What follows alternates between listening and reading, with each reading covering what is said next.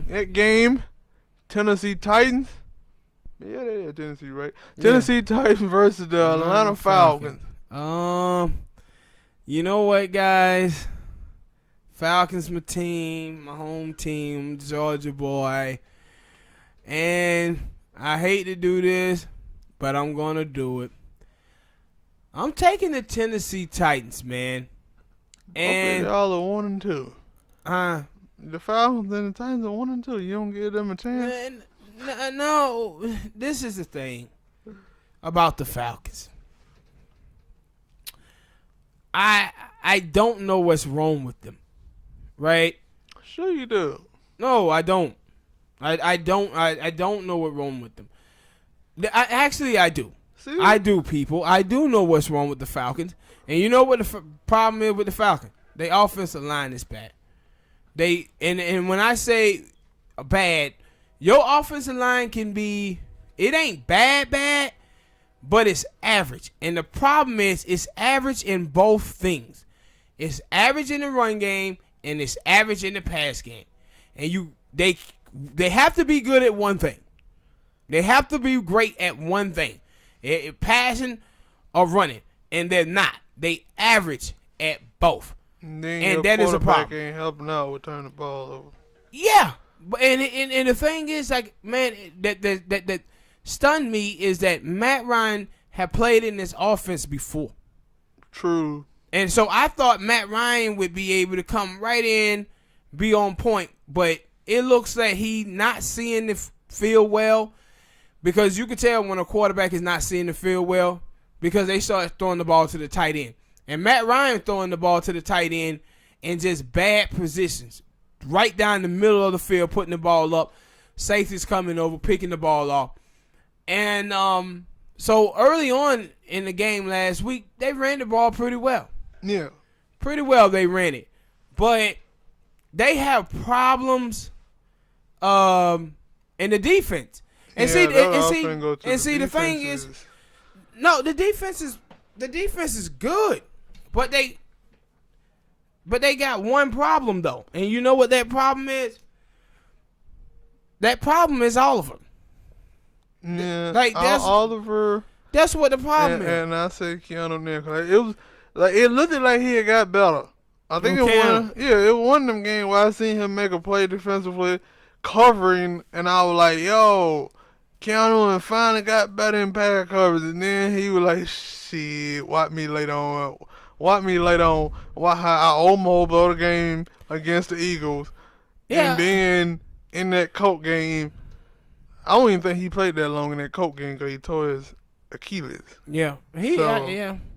But even in that play, that when I saw him, he was getting beat then. That's why he probably tore his Achilles, because he was trying to catch up to the tight end because he got beat. And see, my thing is with Oliver is this.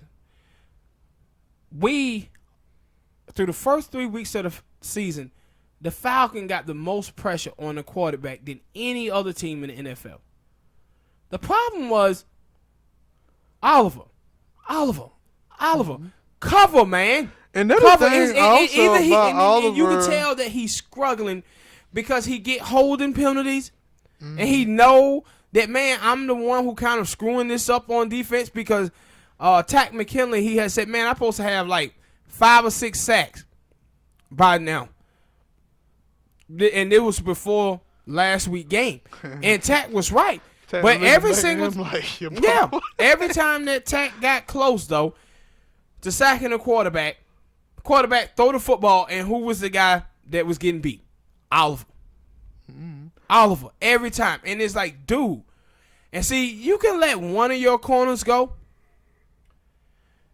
at one time, but you can't let both of them go. And we let Poole and Alfred go, and we sitting here now with KZ. He had a dumb penalty. That's another thing about the Atlanta Falcons. Through the first 3 games, the Falcons have 35 penalties. Only 12 teams have done that since the merger. Only 12. And the Falcons got 35 penalties through the first game. Well, first 3 games, when you playing poorly, You can't have that many penalties, man. You can't have that many penalties. And when you look at the Falcons, honestly, man, we that one Julio Jones touchdown in the Philadelphia Eagle game from being 0-3. Yeah. From being 0-3, that one play because we was down, and it was only like 2 minutes something in the game. But yeah, I can give you that, and then I could also. But I did say that before in that Colts game, that it was like I thought y'all had a chance because y'all had started like for some reason y'all offense like because of Matt Ryan throwing picks. Slow start. Yeah, and I'm gonna say, but because of him throwing picks and then y'all having a slow start, like y'all offense, it took y'all a while. Because in that Colts game, y'all had started rolling, and yeah, I in was the second half, and I was like, yo, and I think it was like the last, like y'all had them like 30 and 14 or something like that, and I'm like, yo, Falcons finna get their ball back, and then Oliver happened. They gonna score, and then Jacoby Brissett ran around and said, hold on, what number? I think he was number 20, and said, where he at? Where Oliver at? There he go. I'm gonna throw it here with him. Either he gonna hold or he gonna let the person every catch the ball. time, man. And I was like, what are you doing? and you saw that last year, man. With Oliver.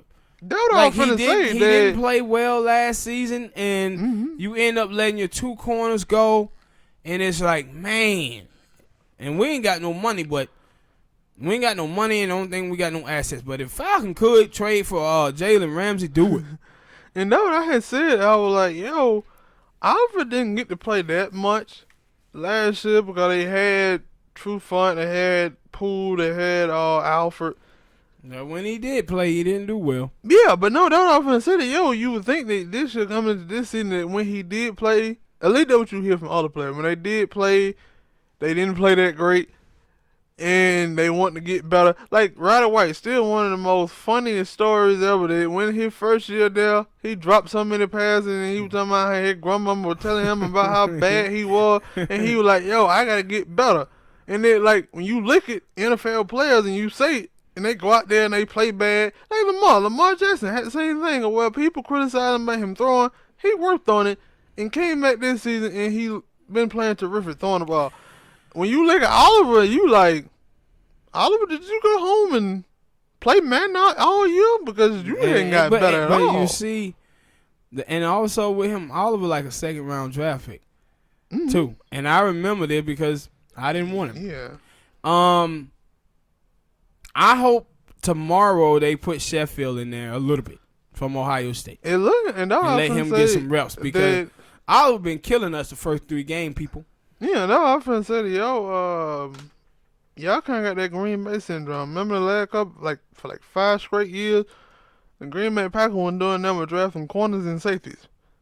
And none of them worked out. Except for one of them that we let go to the Chargers. But in that game against the Titans, I ain't gonna lie, I was gonna pick against y'all too. I was gonna pick, even though I don't trust the Titans either. So that might be the thing. Yeah, I might pull that game out because the Titans are they up and down. I hope we do. Man, I really hope the Falcons pull this thing out. But I can't do it. I'm gonna say that the Falcons, and let me tell you why. I can't do it. Dan Quinn is now calling the plays for the defense, ladies and gentlemen, and he was atrocious last week. He just was. He played entirely too much zone defense. He had the guys playing off 8-9 yards, and then they was backpedaling, and they just opened it up for Brissett. He was just dinking and dunking the Falcons all the way down the field, and we didn't change that until the second half. And then when you seen us change it, you seen the defense was getting off the field. And it was like, why you didn't change that when you see that it wasn't working in the first half? But he just kept it going. And so we did it. The Falcons did it in the second half. And the defense improved. But Dan Quinn don't have his team prepared. And now you see that he ain't prepared neither. And a lot of people are saying, yo, is Dan Quinn on the hot seat? I say no. And the reason why is because Arthur Blank don't do stuff like that. True. It took him a while to fire Coach Smith. It took him a while to fire Coach Smith, and it took him a while to fire Jim Moore. Jim Moore. It took they both got 2 or 3 years that I thought they just didn't supposed to get. So I don't think Dan Quinn is on the hot seat. Dan Quinn ain't too long from taking y'all to the Super Bowl. Yeah. Yeah, I agree. But what you seen though from Dan Quinn now though, it seemed like a lot of this stuff was Mike Shanahan. Kyle Shanahan, I mean, excuse me, people. But it seemed like it was a lot of him. Because now since he been gone, we had the dude, the little alcoholic from UFC. Last year, he was atrocious. And now we got the new offensive coordinator in there now, and it ain't going well. Yeah. So it looked like a lot of it was him, Kyle Shanahan, and his offensive plays calling. Possibly. Well, hit that like button, people. Subscribe to the channel. Let us know who you got in the game and why.